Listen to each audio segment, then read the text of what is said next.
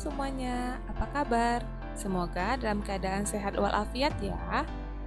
Sebelum pembelajaran kita mulai, marilah kita berdoa sesuai dengan agama dan kepercayaan kita masing-masing. Berdoa, mulai. Berdoa, selesai. Tujuan pembelajaran kita pada kali ini yaitu yang pertama, Ananda dapat menjelaskan pengertian dari bioteknologi. Yang kedua, Ananda dapat mengidentifikasi jenis-jenis dari bioteknologi. Dan yang ketiga, Ananda dapat membedakan antara bioteknologi konvensional dan bioteknologi modern. Nah, sekarang kita masuk ke materinya ya. Banyak teknologi yang dikembangkan oleh manusia untuk memenuhi kebutuhan hidupnya dengan memanfaatkan makhluk hidup.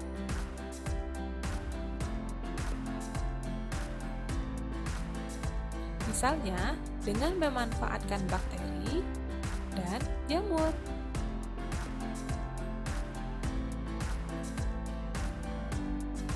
Salah satu contoh olahan makanan yang memanfaatkan jamur adalah tempe. Tahukah kamu tempe?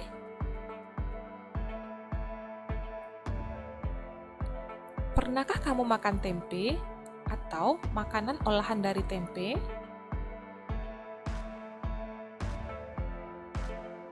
Tempe adalah salah satu bahan makanan yang dibuat dari fermentasi kedelai dengan bantuan jamur yang terdapat pada ragi. Tahukah kamu, ternyata tempe lebih mudah dicerna oleh tubuh dibandingkan kedelai. Tahukah kamu bahwa tempe memiliki kandungan antioksidan yang mampu menangkal radikal bebas penyebab kanker?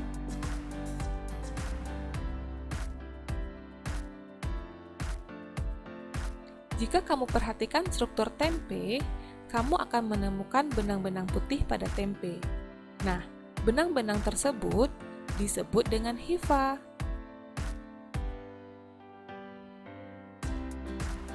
Nah, ini benang-benang tersebut ya, yang disebut dengan hifa. Hifa merupakan tubuh jamur yang membentuk jejaring. Keberadaan hifa menyatukan butiran biji kedelai yang satu dengan yang lainnya, sehingga menjadi struktur yang lebih kompak dan padat, yang disebut dengan tempe.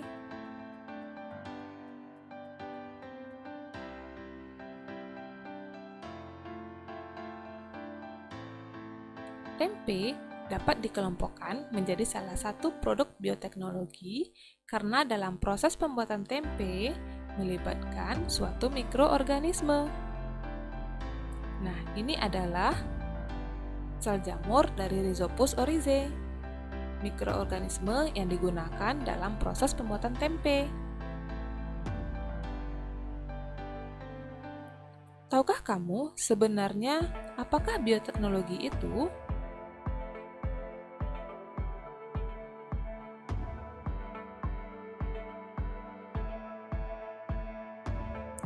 Bioteknologi berasal dari kata bio, yang artinya makhluk hidup, dan teknologi yang artinya suatu cara atau alat untuk memudahkan manusia dalam memecahkan masalah atau membuat produk yang berguna.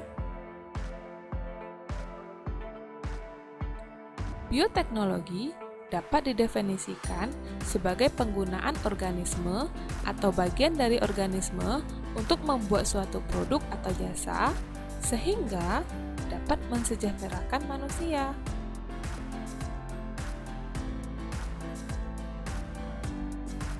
Bioteknologi mulai berkembang pesat sejak tahun 1857.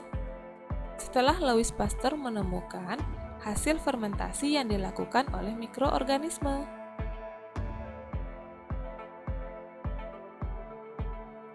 Pada tahun 1920, proses fermentasi yang melibatkan mikroorganisme sudah banyak digunakan untuk membuat larutan kimia, seperti pembuatan alkohol.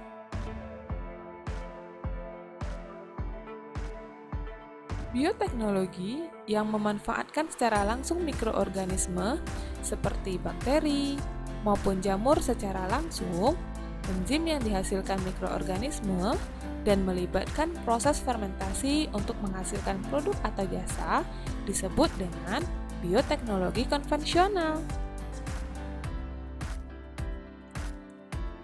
Contoh bioteknologi konvensional misalnya tempe, tapai, roti, keju, dan yogurt.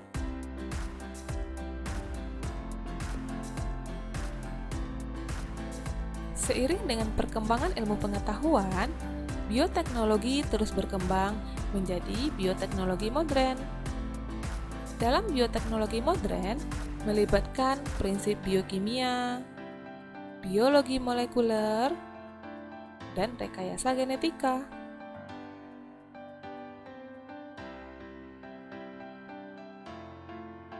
Bioteknologi modern tidak terlepas dari penemuan enzim-enzim yang membantu dalam proses rekayasa genetika.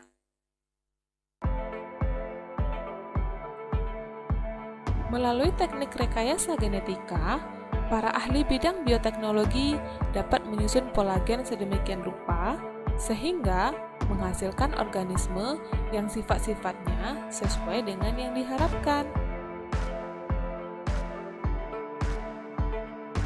Misalnya, melalui rekayasa genetika dapat dihasilkan ikan yang memiliki ukuran lebih besar dari ukuran ikan normal.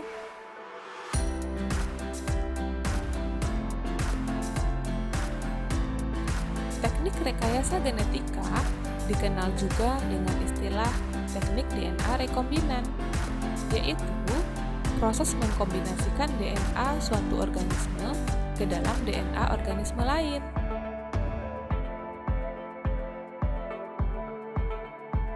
Organisme yang menggunakan bagian gen dari organisme lain di dalam tubuhnya dikenal dengan istilah organisme transgenik.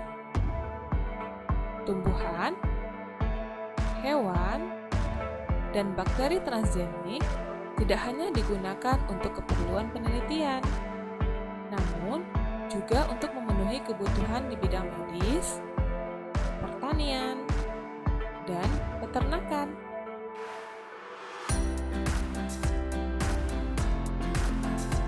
Sekian materi pembelajaran kita pada kali ini.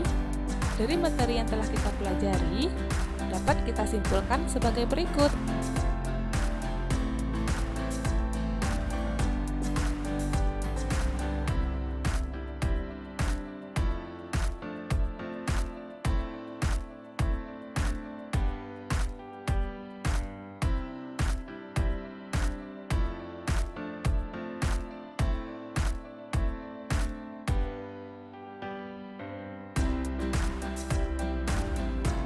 Sekian materi pembelajaran kita pada kali ini. Jangan lupa untuk selalu mematuhi protokol kesehatan ya, dengan memakai masker, cuci tangan, dan menjaga jarak.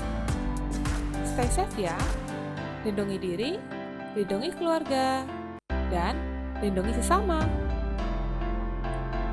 Oke, kita tutup pembelajaran kita dengan mengucapkan hamdalah.